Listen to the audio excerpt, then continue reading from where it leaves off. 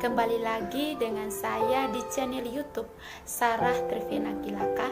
Di video kali ini saya akan membahas mengenai administrasi gereja baru di dimensi yang keempat, yakni dimensi budaya organisasi gereja.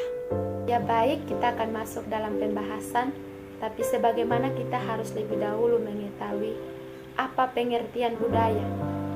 Istilah budaya sudah tidak asing lagi bagi kita.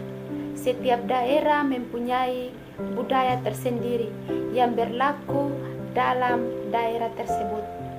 Budaya biasanya diwariskan turun-temurun dari satu generasi ke generasi berikutnya. Budaya mempunyai peran yang penting dalam kehidupan kita, karena budaya sangat mempengaruhi pola pikir tindakan kita.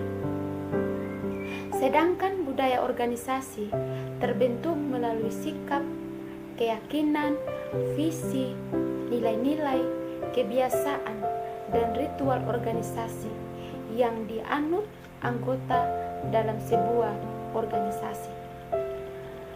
Apa perbedaan adat dan budaya?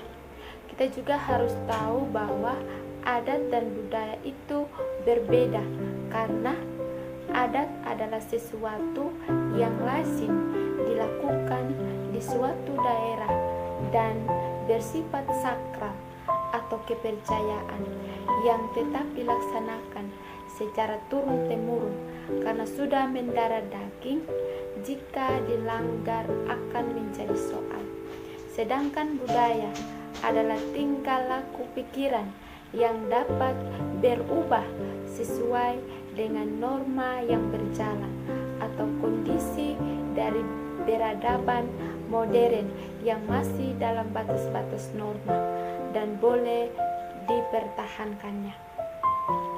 Yang berikut adalah bagaimana kita memperbaharui budaya gereja, budaya organisasi gereja. Sebelum melakukan pembaharuan budaya gereja, terlebih dahulu kita harus memahami misi gereja. Gunanya gereja adalah untuk menjadi utusan-utusan Kristus dan untuk melaksanakan tugas pengutusan Kristus, bukan mempertahankan sebuah jembatan, bukan untuk mempertahankan sebuah tradisi agama, karena mempertahankan tradisi atau kebiasaan gereja yang tidak selaras dengan Alkitab bukan misi gereja. Yang berikut adalah struktur organisasi atau otoritas posisi. Berbicara menyangkut struktur organisasi adalah menjelaskan tentang penempatan orang dan pembagian tugas pekerjaan dalam organisasi. Penempatan orang dalam organisasi wajib memperhatikan syarat-syarat yang diperuntukkannya, sehingga dapat mengerjakan lebih mudah, dan pembagian tugas pekerjaan harus kepada semua petugas dalam organisasi tersebut sesuai dengan struktur mereka masing-masing. Dan kalau kita sebagai pemimpin dalam sebuah organisasi gereja, haruslah kita melayani dengan meneladani kepada Kristus dan memposisikan kita selaku pemimpin jemaat yang harus ada di bawah otoritas Kristus. Pemimpin ikut bertanggung jawab untuk membentuk budaya gereja yang selaras dengan kehendak Tuhan, yang mentransformasi budaya untuk kemuliaan Tuhan.